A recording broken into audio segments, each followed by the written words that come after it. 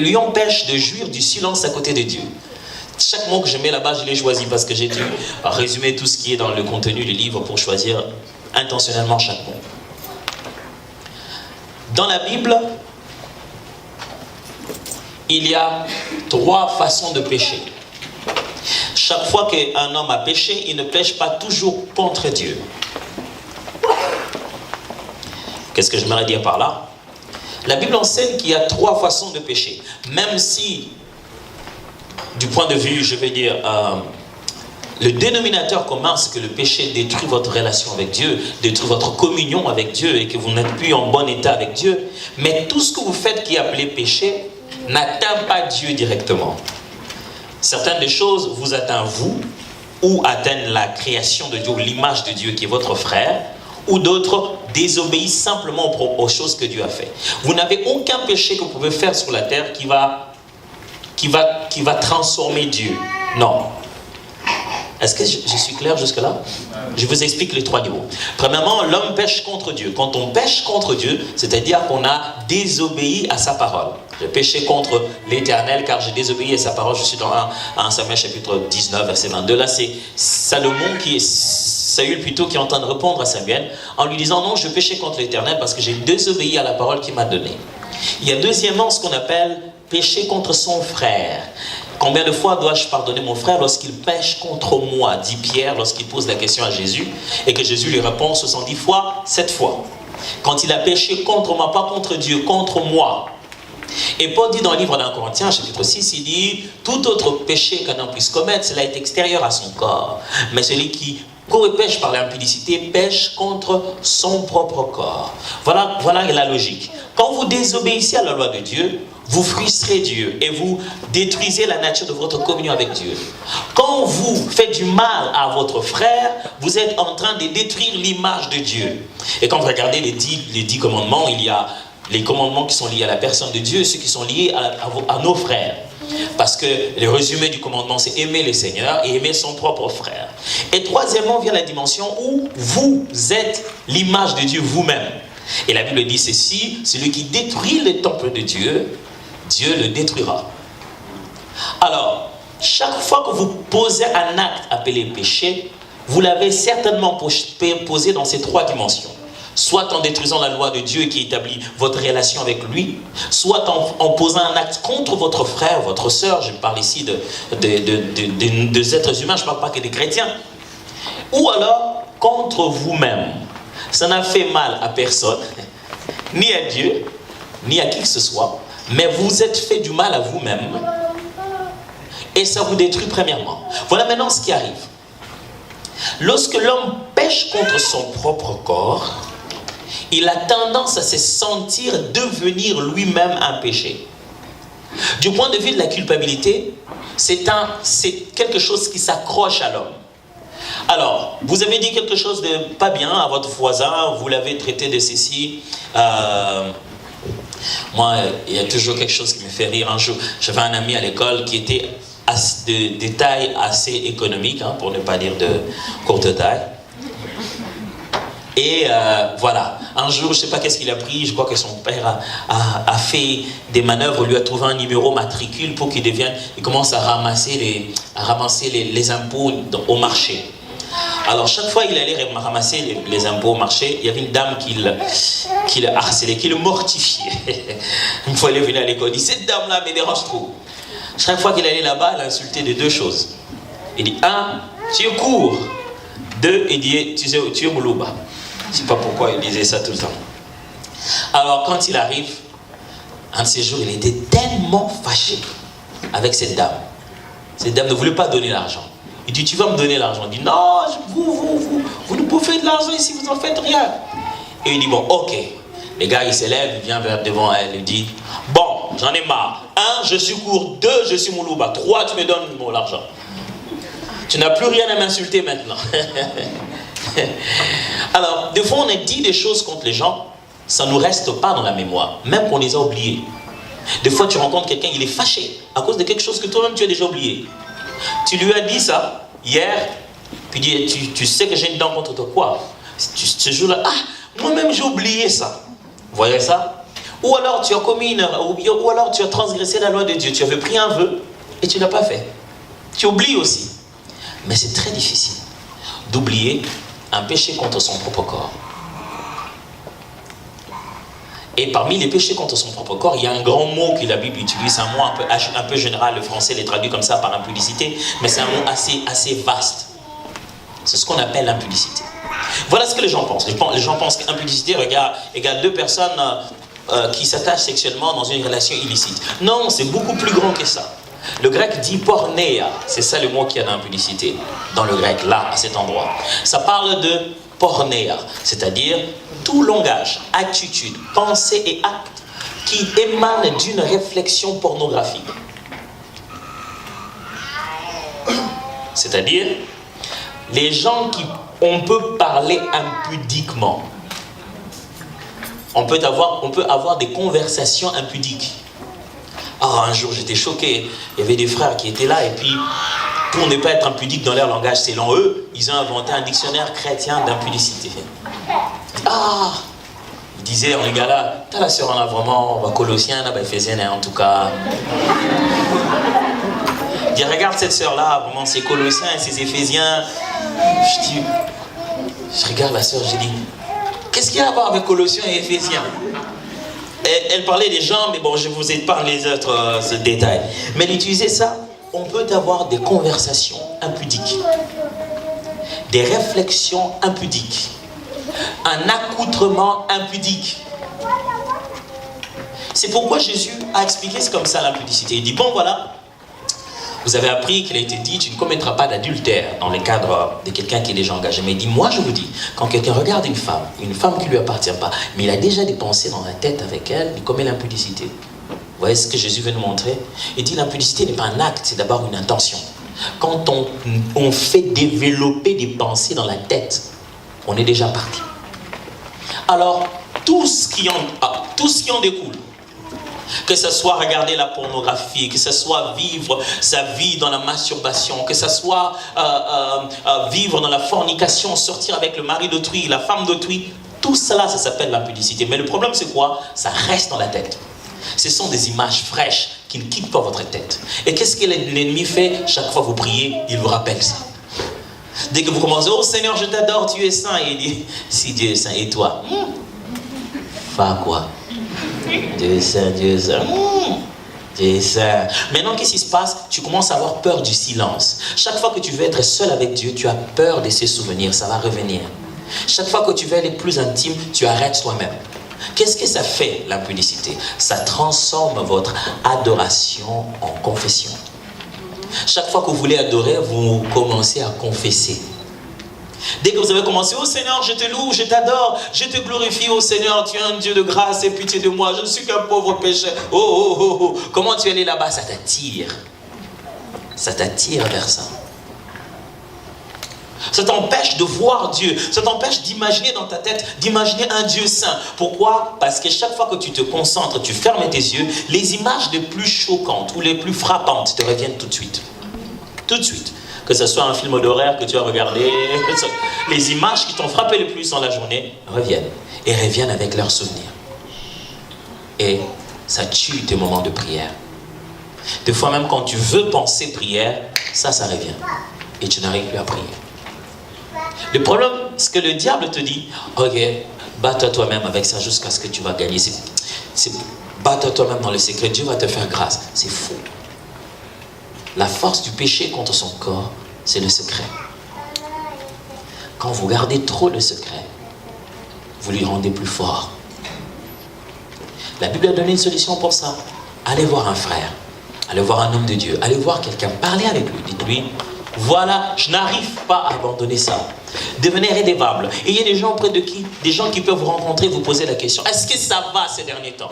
Quelqu'un qui connaît ce fameux secret, que ça cesse d'être un secret. Parlez-en avec quelqu'un, il va vous aider dans la prière.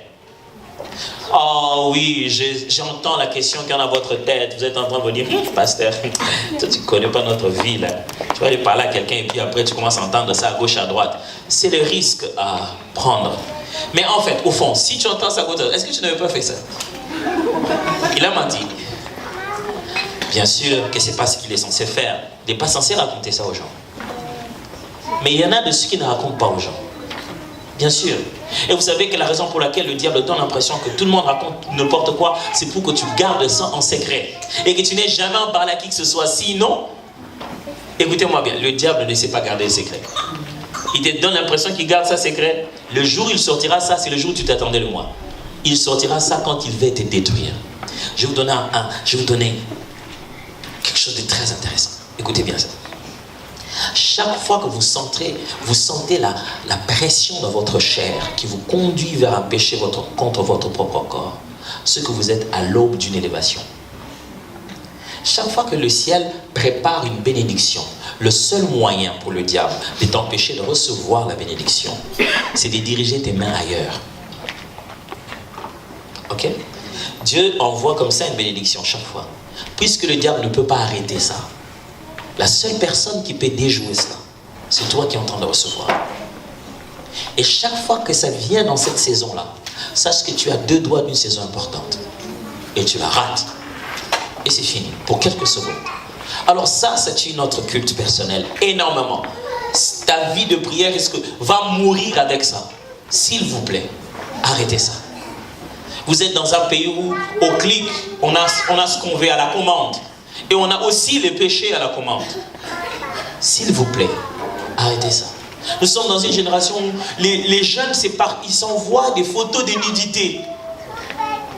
How do you do that? Ils s'envoient des textes incroyables, des voix, tu entends, tu te dis, oh mon Dieu, de quoi ils sont en train de parler? Il dit, mais on n'a rien fait. Faire, c'est dans la tête. Voilà, ça tue votre intimité avec Dieu. Vous vous sentirez toujours coupable. Vous ne serez jamais à l'aise de parler avec Dieu seul à seul. Vous ne grandirez pas dans votre prière. Vous n'aurez pas d'intimité avec Dieu lorsque vous demeurez dans une vie de péché contre votre propre corps. Et le jour où vous allez arrêter ça, ça sera trop tard. Même le fameux corps en question ne sera plus utile pour une quelconque promesse. Est-ce que quelqu'un m'entend très bien?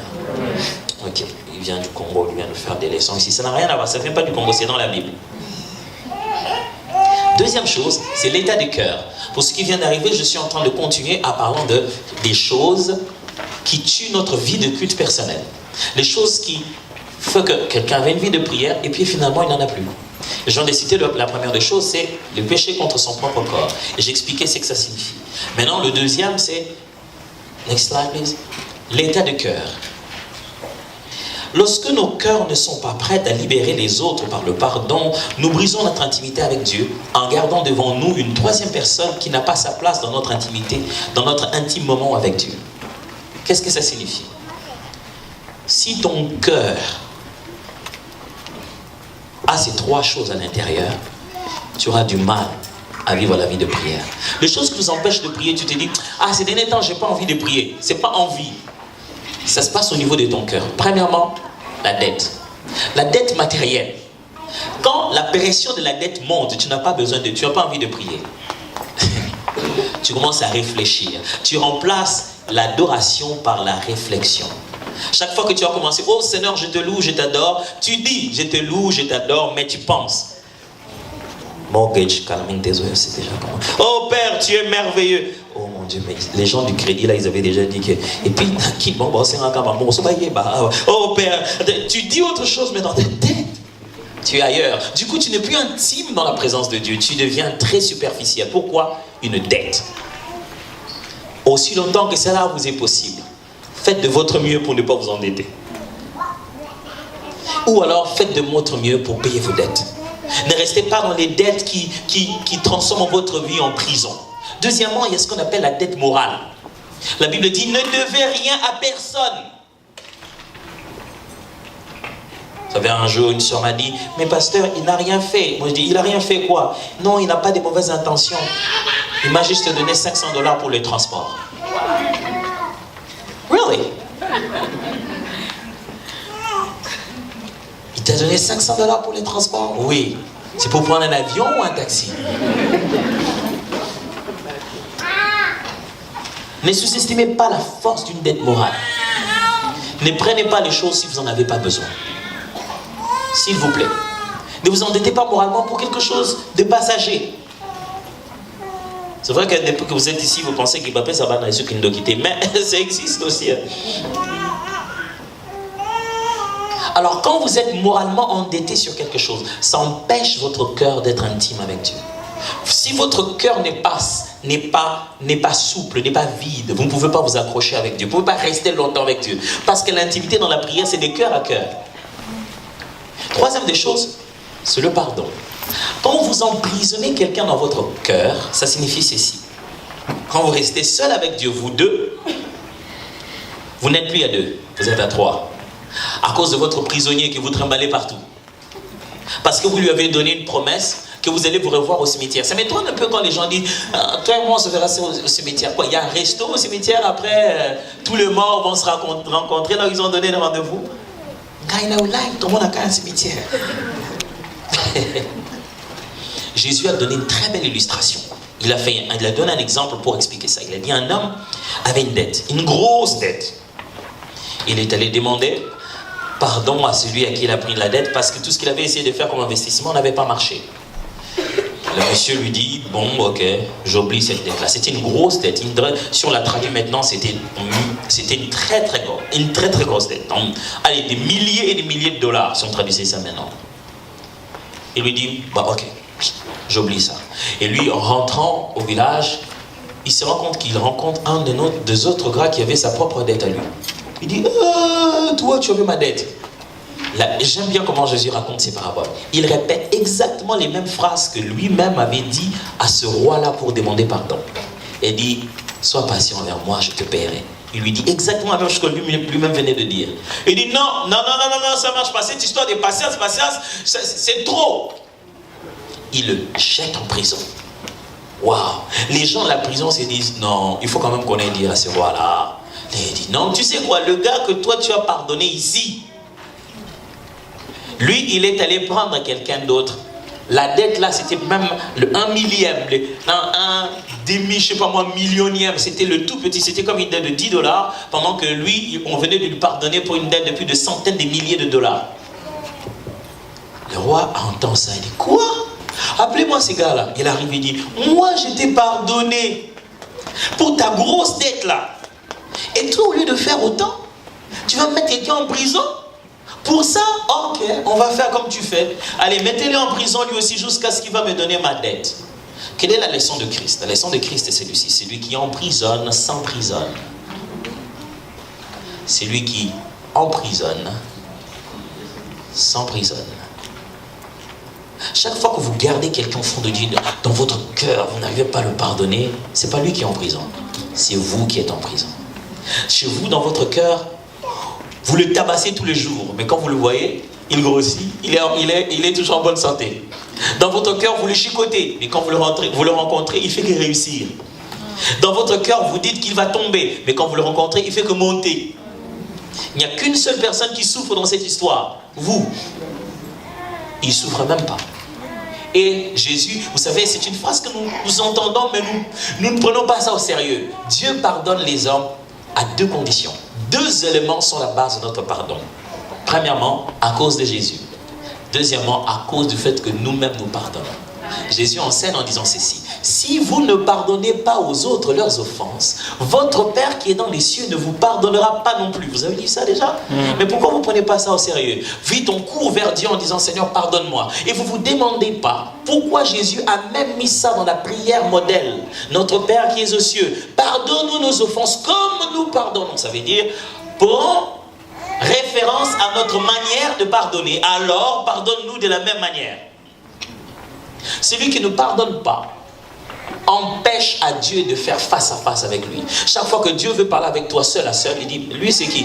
Il dit non, elle c'est ma tante, je lui dis que je le pardonnerai. Il reste là, je dis je ne le pardonnerai jamais. Mais Dieu dit, mais moi je voulais te dire un secret, mais il y a quelqu'un, comment on fait? Et imaginez-vous combien de gens vous avez dans votre cœur. Et l'oncle, et la tante, et la belle-mère, et les belles-sœurs, et les gars là au boulot.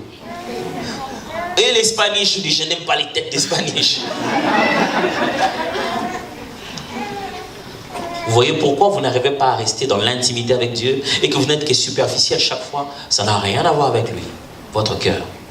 J'ai une question à vous poser ce soir. Combien de gens y a-t-il encore dans votre cœur?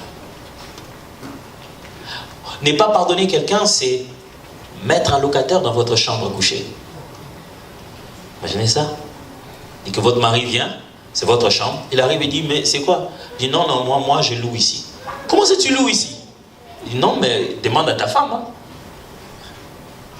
C'est ça exactement. Dieu arrive, il dit, ben, tu sais c'est qui?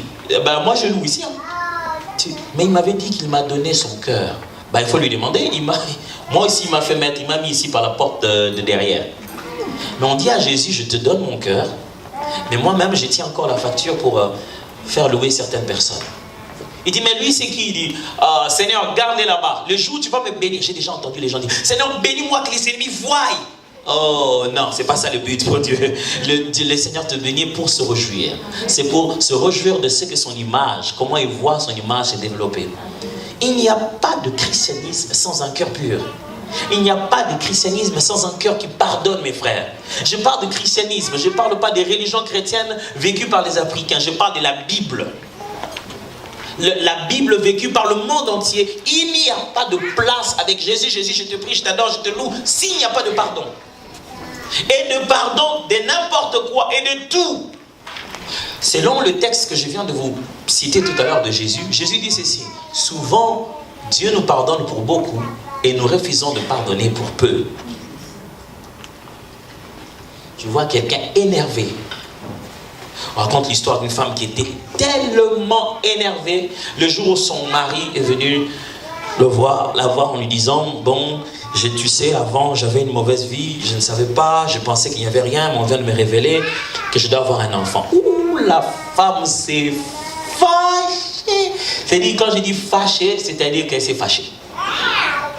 Elle s'est fâchée comme pas possible. C'est quoi? Tu savais ça bien avant. Et ça va gêner. La femme était fâchée comme pas possible. Les maris venaient chaque soir avec des fleurs, des parfums. Mais la femme était fâchée pendant un mois. Ils avaient 3 enfants. Bon, elle a dit, écoute, je vais quand même appeler le garçon, on va quand même venir le voir pour qu'on puisse savoir qui c'est. Il dit, bon, c'est pas un problème, amène-les, on va voir si on trouvera la place dans cette famille. Puis il va aller revoir son ancienne petite amie. Il dit, bon voilà, où est l'enfant en question? Il dit qu'il vienne, la famille veut le connaître. Il dit, quel enfant? Il dit, mais tu m'avais dit qu'on avait un enfant, tu m'as montré. Il dit, non, ça c'était juste pour que je puisse avoir de l'argent, il n'y a jamais eu d'enfant. Elle est rentrée dire à sa femme, il n'y a jamais eu d'enfant. Je ne crois pas, il y avait un enfant, comment elle a disparu? Il dit, non, mais c'est elle qui m'a menti, il n'y a jamais eu d'enfant. Bon, après quelques mois, le mari, il a fait un accident, et puis bon, finalement, on a dû lui prendre du sang, et on a demandé à la famille que chacun donne les sangs, les enfants, et tout. Comme ceux qui font des tests ne demandent jamais des permissions, ils sont allés faire des tests, et se sont rendus compte que les enfants ne sont pas ses enfants.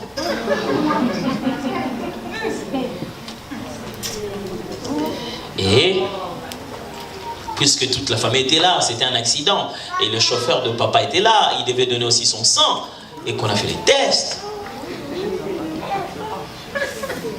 Et tous les enfants étaient les enfants du chauffeur. C'est vous ce que les gens se fâchent beaucoup pour des choses qu'ils font eux-mêmes en secret. Et crient trop haut pour des choses qu'eux-mêmes ils font en fait. Pourquoi ne pas pardonner? Parce que vous avez déjà reçu le pardon. Il n'y a pas d'adoration sans pardon, mes frères. Celui qui veut adorer Dieu sans avoir pardonné, il trimballe un poids inutile dans la présence de Dieu. Troisièmement, la religiosité. Donc on va s'arrêter à ça hein, pour tout ce qui concerne. Pour ce qui vient d'arriver, je parle à ces niveaux maintenant des choses qui empêchent notre vie de prière, qui nous empêchent de bien vivre notre vie de prière. Le chrétien se doit de faire la différence entre la nouvelle naissance en Christ et en soi-disant religion chrétienne dans la pratique. C'est-à-dire quoi? Il y a des choses que la Bible enseigne et d'autres que la Bible n'enseigne pas, qui sont devenues juste nos habitudes. Et quand vous êtes emprisonné par les habitudes, ça va vous tuer dans votre vie de prière. Je vous donne un exemple. J'ai prié un jour avec des amis, un frère, un ami qui était même un professeur d'ailleurs, qui enseignait dans un centre. Et on priait un jour, je l'ai entendu dire, Seigneur, vous êtes merveilleux, vous êtes grand. Seigneur, pour tout ce que tu as fait pour moi, pardonne-moi Seigneur de t'avoir tutoyé. Seigneur, vous avez fait pour moi. Il demandait pardon à Dieu de l'avoir tutoyé. Parce qu'il a grandi dans une bonne famille, très bien éduquée, où il faut vous voyez les grandes personnes. Donc de tout le temps il parle, il dit Seigneur vous, Seigneur vous. C'est moralement correct, mais bibliquement hérétique. Notre Père qui es aux cieux, que ton nom soit sanctifié, que ton règne vienne, que ta volonté soit faite sur eux. Donne-nous aujourd'hui notre... Jésus ne nous a jamais appris à vous voyer le Père. Et cette personne, quand elle dit tu, elle sent qu'elle a péché. Elle se sent mal à l'aise. Il y en a une autre, dès qu'elle commence à prier, elle reprend le schéma de la prière collective. Commence d'abord par et puis Seigneur, je te dis merci, je te rends grâce, je te loue. Seigneur, j'invoque ta présence au milieu de nous. Et il est seul, hein. Il dit, j'invoque ta présence au milieu de nous. Vous savez, cette prière, on prie pour le retardateur, pour que Dieu empresse les repas. Nous prions pour ceux qui ne sont pas encore là, Seigneur, que tu empresses les repas. Du genre, ils sont là, l'air genre, où est-ce que je vais? Ça, c'est une façon de justifier qu'ils ne sont pas en retard. Ils sont en retard. Le Seigneur n'a rien à voir avec les repas. Mais il prie non seulement ça, il dit, maintenant je vais invoquer le Saint-Esprit. Ah, Saint-Esprit, je t'invoque. Il a ça. Et il est arrivé à un moment, il a invoqué le Saint-Esprit et puis il s'est rendu compte qu'il n'avait pas encore demandé pardon de ses péchés. Il dit, hé, Seigneur, je devais d'abord demander pardon. Il a une formule. Comment vous faites quand vous causez avec quelqu'un? Vous commencez en disant, bonjour, bonjour. Il y a quand même un protocole, oui. Mais dans la conversation, il n'y a plus de logique. Il y a toujours un protocole d'entrée et un protocole de sortie, de démarrage et de conclusion. Mais à l'intérieur, dans le contenu, ça va d'après les sujets les plus importants. Quand quelqu'un est emprisonné dans cette forme de religion dans sa tête, ça empêche sa vie de prière de grandir. D'autres, par exemple, quand il veut lire la Bible, il ouvre par là où il peut ouvrir. Il prend la Bible et dit, Seigneur, je te prie que quand je vais ouvrir cette parole, que tu me parles. Il ouvre comme ça. C'est la page où on écrit Nouveau Testament. Qu'est-ce que Dieu veut lui dire? Et c'est devenu très difficile depuis qu'on n'ouvre plus la Bible, on clique sur la Bible. Comment tu vas faire? Seigneur, là où je vais cliquer, que ce soit toi. Parce que quand tu cliques, ça va ouvrir d'abord la Bible. Il faut que tu ailles chercher clairement où il faut cliquer. Alors, de fond, nous avons pris dans notre tête des habitudes qui sont juste une forme de religion chrétienne, mais qui n'ont absolument rien à voir avec Dieu. Rien à voir avec Dieu. Un jour, j'étais dans une réunion de prière, quelqu'un dit, on ne chasse pas le diable assis. Vous avez déjà entendu ça? Ça sonne bien qu'on dit ça en lingala.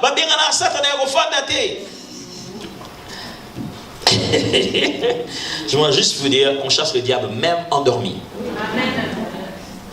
Alors du coup, quand il fait sa prière d'autorité et qu'il n'est pas debout, il sent que ce n'est pas puissant. Et surtout s'il ne gronde pas. Au nom de Jésus. Alors, quand vous avez un grand mélange de certaines choses dans la tête, ce sont elles qui se battent avec vous. Quand vous n'arrivez pas à les faire, vous savez, parce que c'est une religion, ça ne peut pas rester permanent. Au bout d'un moment, ça va se bloquer. Et quand ça se bloque, votre vie de prière retombe encore. Et vous rentrez encore, reprendre à zéro, jusqu'à ce que ça se bloque. Et votre vie de prière retombe encore.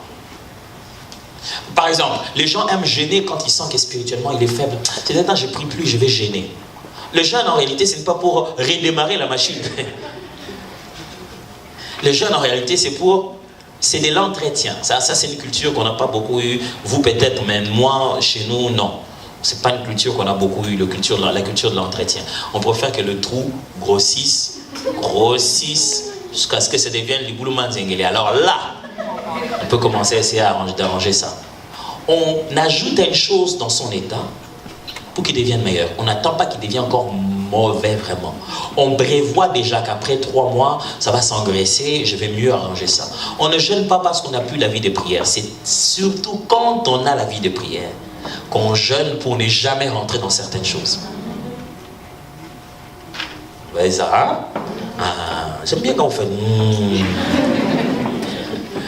Alors, tout ce qui est dans votre religiosité vous empêche de vivre votre vie chrétienne. Vous devez rester dans la simplicité de la parole, dans ce que la Bible dit vraiment. Pas dans ce qui s'est ajouté après. On prie avec les gens, on dit, mais pourquoi toi quand tu veux prier, tu commences directement par la langue? Je devais attendre quand? Il dit, il faut attendre un peu que la prière chauffe. Mais je ne sais pas cette histoire de température de prière, où est-ce que vous avez eu ça?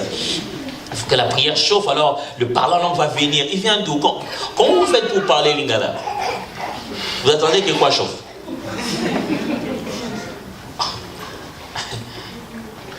Où est-ce que vous avez vu ça dans la Bible qu'il faut chauffer la prière pour parler en d'autres langues?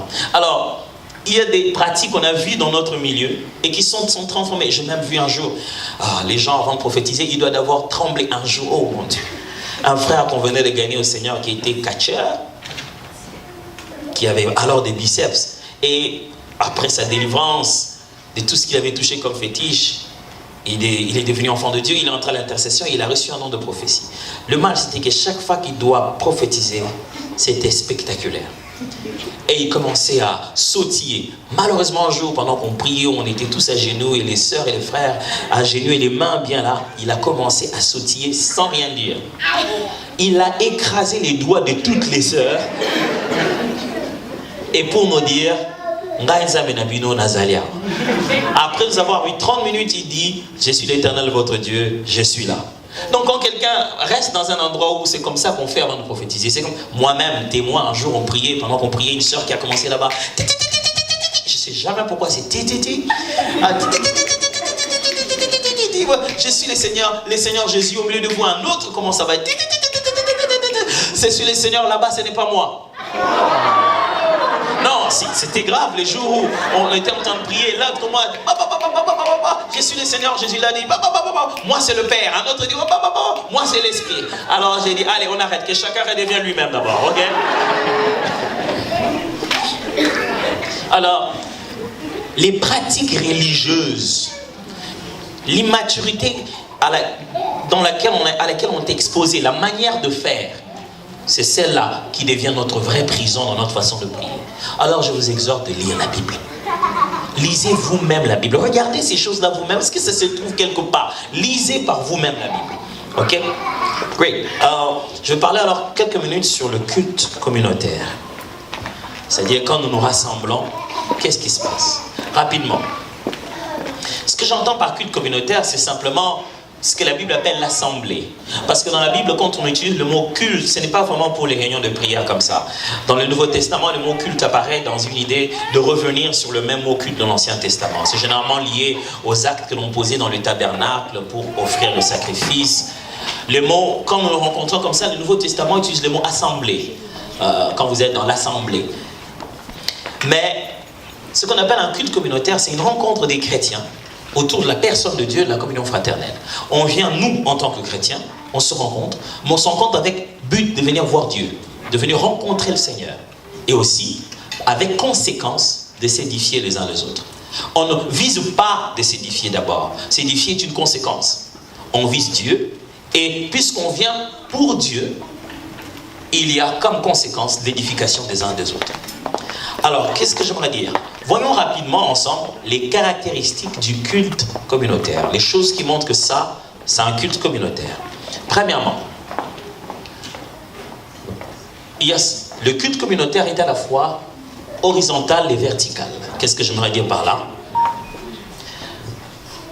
Horizontal et vertical. C'est un truc que ça me dérangeait beaucoup à l'école.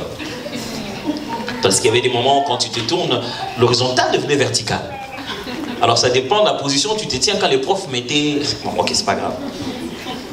Horizontal et vertical. C'est juste des termes pour dire, horizontal c'est la forme de relation entre hommes, nous, égaux, et vertical c'est la relation entre nous et Dieu. Le culte, quand nous nous rassemblons, il y a toujours deux raisons qui sont en un. C'est un peu comme je viens de le dire. Le culte, on vient pour Dieu et ça a comme conséquence l'édification des uns et des autres. Frères et sœurs, ne venez pas à l'église en disant « Quand on a fini, moi je suis parti. Hein. Quand on a fini l'église, les communions fraternelles, là, tout ça, là, moi je n'aime pas. » C'est comme ça là qu'on commence à manquer du respect aux gens. Cette église-là n'existe pas. l'église où vous venez, vous priez, vous rentrez. Non, non. Non, ça n'existe pas. Même à Walmart, même à TJ Maxx, on vous demande de donner votre numéro de téléphone pour vous enregistrer. Et vous venez dans les choses de Dieu, vous ne voulez pas vous engager. Ça n'a pas de sens. Le culte communautaire, c'est venir adorer Dieu, saluer les autres, parler avec eux, les embrasser, prier avec eux, exercer votre don en leur faveur et recevoir l'exercice de leur don. Amen. On ne dit pas « je suis chrétien simple ». Il n'y a pas de chrétiens composés, ni de chrétiens surcomposés. Il n'y a pas « je ne suis que… » On ne vient pas à l'église en disant « moi je viens de temps en temps à l'église ». Ça, ce n'est pas l'église. L'église, c'est un endroit où on vient, on se prosterne pour adorer Dieu et on exerce les dons pour s'édifier les uns les autres.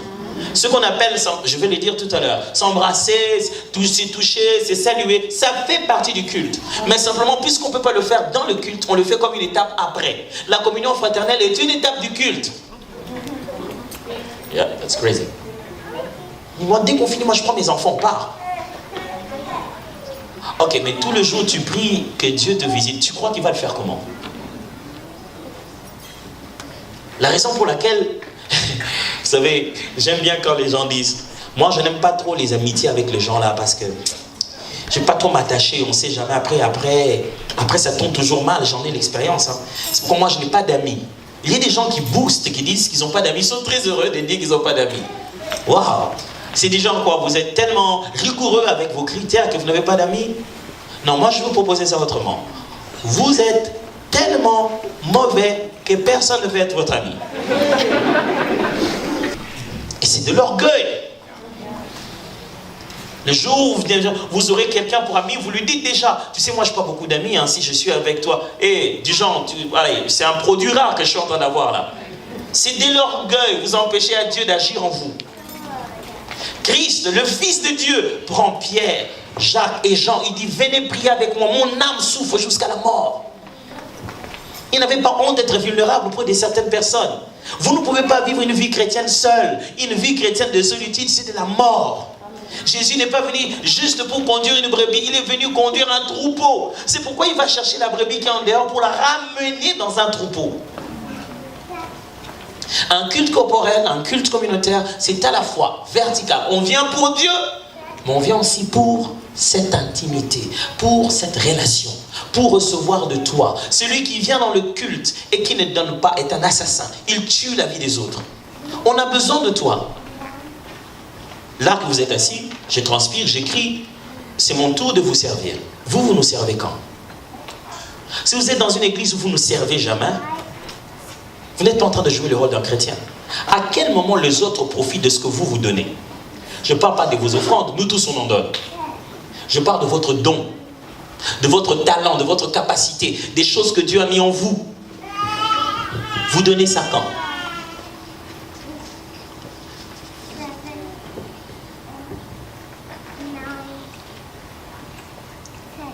Ici d'ailleurs, merci Seigneur, chez nous c'est quand quelqu'un entre, il regarde comment il est habillé, il regarde d'abord la chaise en plastique, si c'est bien les poussiétés.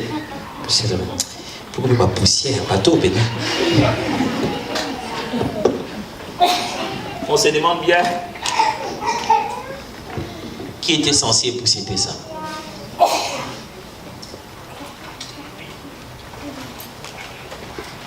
Qui était censé arriver avant? Eh mais ils ont déjà commencé les cultes. Ils ont commencé avec qui? C'est parce qu'on se considère pas qu'on est en train de donner horizontalement. Mes frères et sœurs, quand Dieu donne, toutes les réponses de la terre sont sur la terre. C'est comme ça. Toutes les réponses de la terre sont sur la terre. Dieu a établi l'équilibre comme ça, de sorte que dans l'eau, les problèmes que l'eau a, la terre puisse le résoudre, le problème que la terre a, le soleil puisse le résoudre, c'est comme ça. Le problème que toi tu as est une solution chez l'autre, il n'en a pas besoin. Ce que toi tu appelles, ce dont toi tu n'as pas besoin, l'autre cherche ça comme un vrai besoin. En nous-mêmes, nous sommes déjà une solution. Mais seulement quand on n'a pas les temps, les uns envers les autres, ça ne Dieu pas. Dieu exauce, mais personne n'agit. Dieu exauce, mais personne ne délivre ce que Dieu a donné. Pourquoi? Parce que chacun veut rester dans son coin. Mes frères et sœurs, si vous êtes sur la terre et vous ne voulez pas qu'on vous fasse mal, que quelqu'un ne raconte pas des mauvaises choses sur vous, je vous propose quelque chose de plus facile. Quittez la planète. trouvez une sorte de soucoupe, allez-vous-en. Sur la terre, même à l'église, d'ailleurs à l'église, le Saint-Esprit venait à peine de descendre. C'était fraîche, ils étaient spirituellement frais. Qu'est-ce qui se fait? Déjà à cette époque, les femmes qui étaient d'origine grecque se mettent à se plaindre et disent, quand on distribue la nourriture là pour le veuve, ils s'occupent seulement de leurs veuves qui sont des juifs. Le Saint-Esprit vient d'arriver, ils sont encore à Jérusalem, les premiers disciples de Jésus. L'église vient à peine d'être fondée, on commence déjà à se plaindre. Tant que l'église est une institution sociale, tant que les êtres humains sont ensemble, il y aura toujours des problèmes. Si vous ne voulez pas que ce soit vous, quittez la terre. Ne croyez pas qu'à l'église des Blancs, il n'y a pas de problèmes. Il y a aussi des problèmes blancs.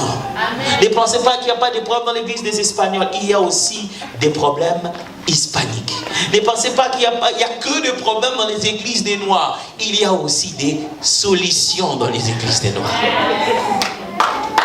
Mais la question est, vous êtes qui? Un problème? Oh non, moi je ne suis pas un problème. Mais si vous n'êtes pas non plus une solution, est-ce que vous êtes un problème? Si vous n'êtes pas... Posez-vous une question. Dans toute la vie de cette église, à quel moment on a besoin de toi? Si vous ne savez pas répondre à ça, est-ce que vous êtes un problème? Dans toute la vie de cette église, à quel moment cette église a besoin de toi? C'est à ce moment-là qu'on t'appelle toi. C'est à ce moment-là que toi tu dois agir. Si tu n'as pas de réponse à cette question, c'est que tu es ceux pour qui nous prions beaucoup. À l'église, vous savez, nous autres pasteurs, on ne prie pas beaucoup pour les brebis présents. On prie beaucoup pour les brebis. Bon, ok, c'est pas grave. Deuxièmement, l'église, le culte communautaire tient compte de la transcendance et de l'immanence. Transcendance et immanence. C'est-à-dire, ce sont deux mots théologiques qui juste vous embêter pour rien. Le premier mot, transcendance, veut dire, ça tient compte du fait que Dieu est grand, puissant, élevé et ne peut être contenu par rien. Il dépasse et transcende tout ce qu'il y a sur la terre. C'est un roi puissant qui est digne d'honneur et de respect. Et l'immanence parle du fait que Dieu, malgré qu'il est grand comme je viens de l'expliquer, habite dans nos cœurs. Il est proche de nous. Alors lorsqu'on vient dans un culte communautaire, on doit tenir compte de ces deux choses. On est dans la maison du roi des rois. Vous n'allez pas voir le président Barack Obama. Oh, maintenant c'est l'autre qui trompe, comment il s'appelle? Donald Trump. Je rentre demain anyway. Vous imaginez, allez, imaginez ça. Vous entrez à la Maison Blanche, allez voir le président Trump et vous mâchouillez.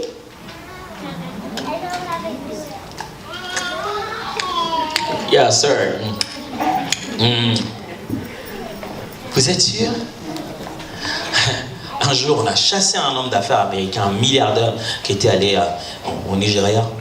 Parce que dans la culture nigérienne, vous ne pouvez pas mettre la jambe sur celle-ci jusqu'au point de faire voir vos semelles. Alors qu'il était là, il parlait avec le président et tout.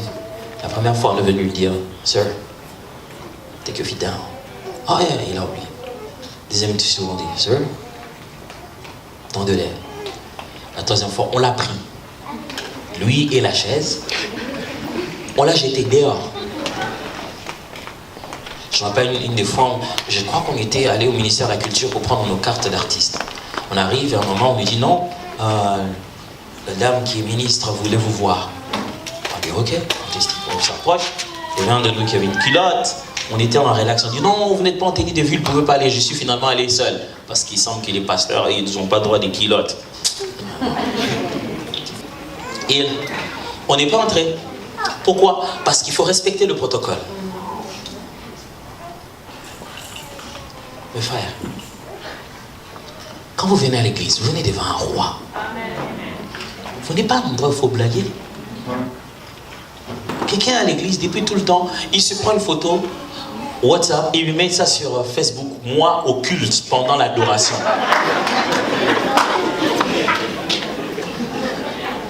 Tu fais ça comment? Vraiment sérieux? Tu ferais ça? Mais en même temps,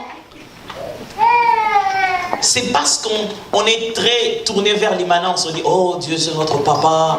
Des fois quand j'entre dans les cultes des anglophones, pendant qu'ils adorent Dieu, ils s'embrassent aussi en même temps. Alléluia. Oh Dieu il est tellement bon, c'est notre Père, il nous aime. Oui, il y a de l'immanence, mais il y a aussi de la transcendance. Chantez-nous que Yeshua Yomoninga Malam. Rappelez-nous aussi que Dieu est tout puissant. Rappelons-nous sa grandeur, sa transcendance. On doit gérer la foi, sa royauté et son amitié. On doit respecter sa présence et s'approcher intimement de lui. Et ça, c'est depuis le répertoire que ça doit nous rappeler ça. Alors, il y a une chose que je rencontre souvent quand je viens ici. Si tu vas chez les anglophones, ils vont de l'autre côté du relax. Ils s'amènent en jeans, en culottes, en perpète occulte. Des fois même à la chair des modérateurs lui-même et des gens en culottes. Il y a des fois je dis, ça c'est quelle version de Dieu que vous avez ici? Et puis je dis non, je préfère aller chez nous. Quand je viens chez nous, on est toujours sapé comme jamais. Mais ce qui est étonnant, c'est que quand je vais là-bas, au moment de prier, de se prosterner, ils sont libres, ils s'agenouillent, ainsi de suite. Mais quand je viens de notre côté, on dirait que notre sac nous empêche finalement de faire certaines choses. Si les habits avec lesquels vous devez honorer Dieu vous empêchent de l'honorer, à quoi ça sert? Ça vous empêche de lever vos mains. Quand je vais dire, levons nos mains, nous allons louer le Seigneur. Non, non. Parce que lui-même s'est dit, je ne veux pas aller plus loin. Nous allons nous agenouiller dans sa présence. Mon frère, aide-moi. Si vous voulez venir au culte, vous essayez de vous agenouiller, ça ne marche pas. Vous essayez de lever les mains, ça ne marche pas. Changez d'habit. Vous ne verrez jamais un mécanicien porter une veste pour rentrer sous un véhicule. Les sacrificateurs s'habillaient comme ils veulent, mais quand ils venaient au temple, il y avait un habit sacerdotal. Quand vous venez au culte, vous venez pour servir. Est-ce que vous êtes prêts à servir? Sachez que quelle que soit la manière dont vous êtes super sapé, quand on va dire prosternez-vous, si cet habit vous empêche de vous prosterner, ne l'amenez plus jamais à l'église. Si vous avez amené le plus beau de vos habits, sachez que quand on va dire on adore, ça doit se baisser. Alors, sachez surtout que ce n'est pas quand on va dire, mais que vous devez avoir votre propre réflexe de vous prosterner. Du coup, il y a des gens qui font 365 jours à l'église, qui ne lèvent jamais la main, qui ne s'agenouillent jamais. Si on dit pas à la chair, s'il n'est pas très convaincu, ça ne lui arrivera pas. Pourquoi? Il est sapé comme jamais. Ici, quand on vient dans la maison du Seigneur, soyez sapé pour lui. C'est-à-dire, si vous l'honorez, vous devez réduire ça aux cendres s'il le faut, au moment où il en a le plus besoin. Troisièmement, participatif. Le culte communautaire, quand on vient ensemble, on n'assiste pas au culte. On participe au culte. On assiste à un spectacle. On assiste à une déclamation poétique. On assiste à un concert. On assiste à une graduation. On n'assiste pas au culte. On participe au culte. Quand on assiste, on vient pour voir les spectacles qui se déroulent devant. On est en train d'être nourri. Ce qui se fait, c'est ce pourquoi j'ai payé. Je veux qu'il le fasse jusqu'à ce que je me sente bien. Mais quand on vient à l'église, c'est à Dieu qu'on fait du bien. Il n'y a qu'une seule personne qui assiste au culte. C'est celui pour qui on fait le culte. Et on ne fait pas le culte pour toi. On fait le culte pour Dieu. Vous connaissez cette phrase où quelqu'un sort à l'église en disant « Ah, la louange aujourd'hui, c'était même pas bien. » C'était même pas bien, pourquoi? Attends, ça m'étonne que j'ai préparé une nourriture que j'ai mis sur la table, j'ai dit que ce n'est pas pour toi, c'est pour papa. J'entre 10 minutes après, tu me dis, mais il n'y a même pas de sel dans ce repas. C'est que tu as mangé. Tu dis qu'on est en train d'adorer Dieu, et toi tu dis que l'adoration n'est pas bien. Tu as commencé à... À quel moment c'était toi qu'on adorait? Non, mais l'adoration n'était... Dis-moi que tu n'aimes pas cette chanson, mais dis pas que l'adoration n'était pas bien. Dis-moi que c'est un répertoire que tu ne connais pas. Ne me dis pas que l'adoration n'est pas bien. Parce que ce n'est pas toi qui juges si c'est bien ou c'est pas bien. Parce que ce n'est pas toi qu'on adore. Et tous les jours, les pauvres groupes de louanges souffrent de ça. Ils se disent, on doit chanter la chanson que maman pasteur aime, ou papa pasteur aime. Sinon, ils vont pas. Les gens, ils aiment bien tel chant. Dès qu'on commence un cantique que tu ne connais pas, tu t'assois tout de suite. Ça, je ne connais pas. Mais on met les lyriques. pour que tu apprennes. Vous imaginez quel est notre travail de conduire l'adoration? Je connais presque pas la grande partie des gens qui sont ici et je dois modérer.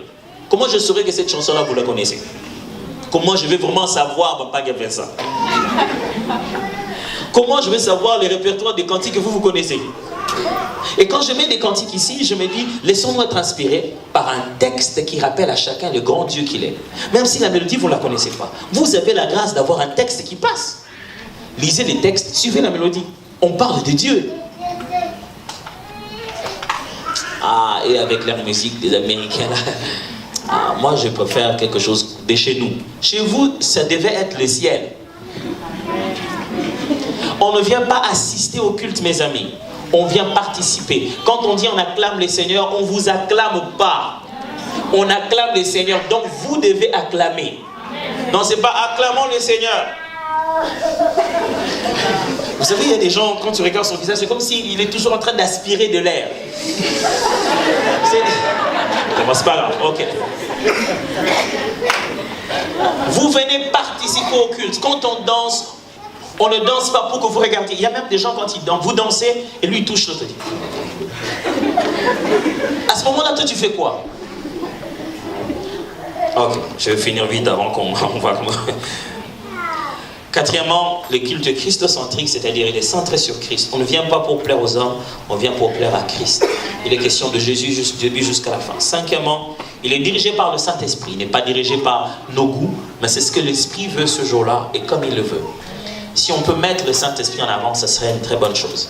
Sixièmement, il tient compte de la nature des participants. Je voudrais quand même dire ça. Quand on se rencontre ensemble, Paul suggère ceci. Si nous avons de non-chrétiens, on ne se met pas tous à parler en langue. Parce qu'ils ne comprendront rien. Rien du tout. Paul dit, quand on est là, que quelqu'un ne se mette pas à parler en langue sans qu'il y ait d'interprétation. Qu'il ne prenne pas une parole publique et il parle en langue sans qu'il y ait d'interprétation. Parce que ça servirait à rien, ça n'édifierait pas. Si quelqu'un parle en langue en public en prenant la parole, il faudrait alors que quelqu'un d'autre interprète ce qu'il vient de dire. Ce qui veut dire que chaque fois que vous faites un culte, des choses peuvent changer quand vous tenez compte du fait qu'il y a des non-chrétiens qui viennent aussi à ces cultes-là. Et généralement, nos cultes, disons des cultes des dimanches ou nos cultes de la semaine, les cultes de fin de semaine, ne sont pas vraiment de cultes, je vais dire essentiellement chrétiens, ce sont des cultes évangéliques. On tient compte de non-chrétiens qui viennent, parce qu'ils n'ont pas toujours nos habitudes. On ouvre toujours de l'espace pour qu'on puisse les gagner au Seigneur. Et celui qui est censé gagner quelqu'un au Seigneur, ce n'est pas le prédicateur seulement. Les gens restent dans une église pas parce qu'il y a seulement la bonne parole, mais c'est parce qu'il y a aussi ce climat social. Mais si chacun fait la tête, début jusqu'à la fin, il ne faut pas venir juste pour écouter la prédication. Pourquoi ne pas mettre ça sur YouTube? Il vient ici, c'est aussi pour la chaleur humaine. Le fait qu'il est entouré des gens qui vont le saluer, lui demander comment tu t'appelles. Quand il va lever la main et dire qu'il est venu pour la première fois, tu vas retenir son nom. Et qu'à la fin du culte, tu vas le saluer. Et savoir de quel côté il vient. Ça, c'est pas le travail du pasteur, c'est la famille. Et d'ailleurs, le pasteur va arriver chez lui comment? Toi qui es déjà vieux à l'église, tu viens tout de suite vers le pasteur de confiner. Pasteur, je voulais te parler. Il n'a même pas le temps d'aller voir le nouveau. Vous voyez pourquoi les gens ne viennent pas à l'église? Parce que quand le culte finit, entre nous, nous nous retrouvons. Et lui, il est isolé. Il ne sait pas, il est venu dans quelle famille. Le culte doit tenir compte des participants. Certains cultes, vous avez, c'est un culte où il y a essentiellement des personnes d'un certain âge. Ne leur jouez pas une certaine forme de musique, ils vont s'ennuyer. Allez, vous avez des gens d'un certain âge, vous voulez leur jouer la musique d'aujourd'hui là.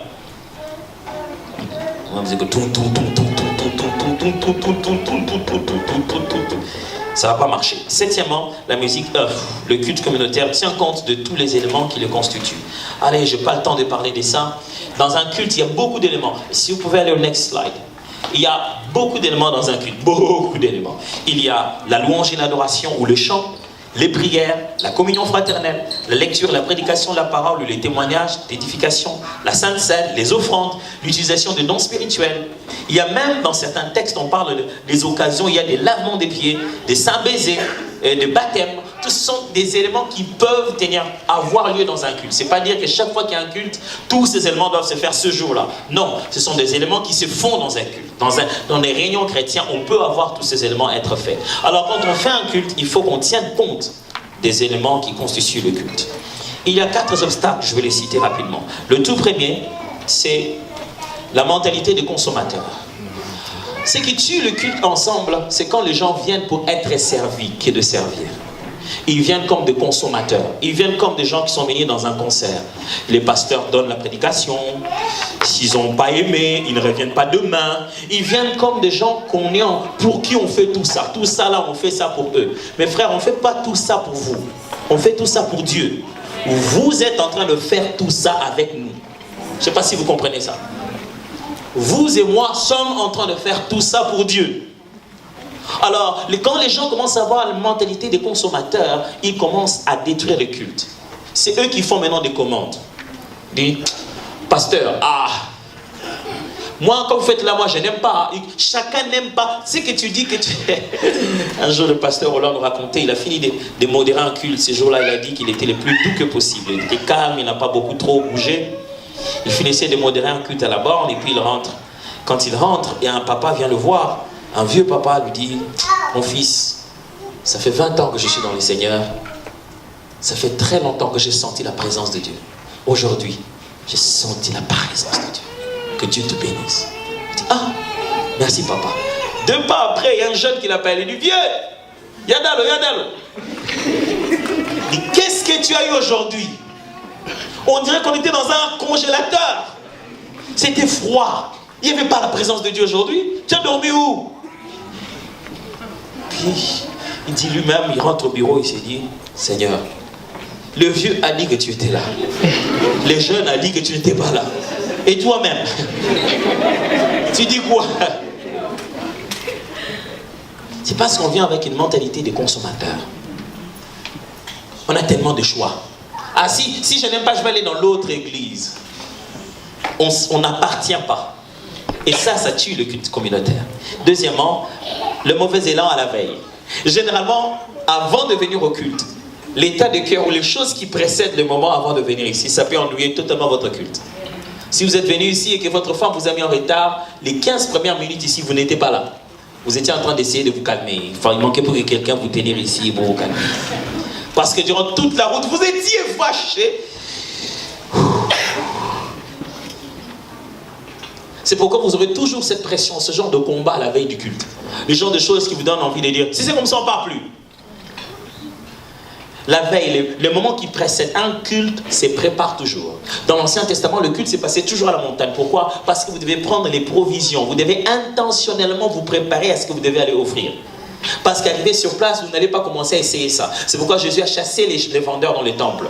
Parce que leur but, c'était de commencer à faciliter ceux qui n'avaient pas des offrandes, à venir le trouver déjà et les acheter sur place. Or, le but de Dieu, c'est que chacun souffre en portant son offrande comme un sacrifice jusqu'au lieu où il devait l'offrir. Alors, à la veille, vous aurez toujours ce combat-là. De venir avec quel élan de cœur. Troisièmement, les déséquilibres dans l'usage des éléments du culte. Pas du culte, il y a un D plutôt, du culte. Qu'est-ce qui se passe? Soit on vient dans un culte et on prêche trop longtemps comme aujourd'hui. Ou alors, on chante trop. Quand les éléments de culte que j'ai présentés tout à l'heure rapidement ne sont pas pris avec équilibre, ça empêche les cultes d'être là. Ou alors on parle de tout et l'esprit n'a même plus la liberté d'agir au milieu des hommes. Ou alors on fait trop de communion fraternelle et on ne prêche plus la parole. On doit veiller à l'équilibre de chacun de ces éléments. Il y a un moment où il faut chanter. Quand on chante, ce n'est pas la chorale qui chante. La chorale entonne les chants qu'on chante tous. Et enfin, la mentalité des stars et spectacles. Quand vous êtes dans un culte et que les acteurs, c'est-à-dire les gens qui passent, les faiseurs de culte, protocole, tous ceux qui passent pour nous conduire dans quoi que ce soit, commencent à se comporter comme des stars, ça tue. Quand ils commencent à venir devant pour eux, quand ils commencent à chanter la musique pour eux, vous savez ces choses où le modérateur, quand il est devant, il nous dit « Bien aimé, vous dansez pas, arrêtez d'abord. Bien aimé, vous dansez pas. » Il commence à vous raconter une histoire des malades qui ne peuvent pas danser à l'hôpital, disant « Oh non, les malades, il y a plusieurs qui sont prêts à mourir. S'ils étaient à votre place, ils nous font peur, ils nous racontent un film d'horreur pour nous faire danser. » Le lendemain, l'autre dimanche où c'est pas eux qui modèrent, ils ne dansent pas non plus. Surveillez. Regardez l'autre dimanche, lui qui nous a dit qu'il fallait danser à tout moment. Quand ce n'est pas lui qui modère, regardez-les au coin. Ils ne dansent pas. Il veut juste nous dire, ça c'est un truc qu'on fait quand on est devant. Je ne suis pas vraiment sérieux que ça. C'est juste le show. Ou alors quand vous regardez les chants qu'ils ont devant, même la manière dont ils sont habillés, vous vous demandez, est-ce qu'on est toujours dans une église? Et la mentalité du spectacle, donc, les gens viennent pour voir comment ça va apparaître à gauche, ça va apparaître à droite, comment ça va faire boum. Enfin, je crois, oui, enfin maintenant, ça c'est vraiment le vrai enfin. Manque de cohésion entre les acteurs. J'ai pas le temps de parler des acteurs de culte, il y a des acteurs visibles, invisibles, des acteurs célestes et terrestres, et les anges participent à nos cultes et ainsi de suite. Mais quand il y a un manque de cohésion entre les différents acteurs, disons déjà terrestres, ça détruit le culte. Quand le protocole ne sait pas qui est le prédicateur, je suis déjà allé à 2 ou 3 églises où j'arrive, on entre, le protocole, comme il ne savait pas qui est le prédicateur, il prend mon interprète, il l'amène, et il me demande d'aller m'asseoir quelque part. Je m'assieds, le culte passe, on attend toujours le prédicateur, il n'est pas toujours venu. Le culte passe, il me dit, mais le prédicateur, il est où? Quand je vois qu'il cherche le prédicateur, j'étais là depuis longtemps. J'étais là, mais comment vous avez... Ou alors c'est le modérateur qui veut d'abord beaucoup chanter, le prédicateur veut monter, mais lui il a les yeux fermés. Depuis que le prédicateur est là, il fait des signes, mais wapi, il est toujours... Alors quand il n'y a pas cohésion, on n'est pas obligé que la prédication de demain soit cachée comme un questionnaire d'examen d'état. On peut venir à la répétition et dire aux autres, demain je vais prêcher sur ça. Est-ce que vous avez des chants qui peuvent aller avec ça? Alors quand les différents acteurs ne collaborent pas, on veut tirer le drap de son côté. Nous qui venons pour participer ensemble avec eux, on perd quelque chose. Donc, j'ai trop de choses à enseigner pour quelques jours. J'ai revu ma méthode. J'ai laissé les slides. Au cas où vous en aurez besoin, vous demanderez au pasteur. Il pourra vous le donner pour ça. Et si vous n'avez pas suivi, parce que j'étais trop rapide, il y a toujours le live Facebook. Vous pouvez rentrer et suivre ça calmement. Je ne sais pas si on fait des CD, non?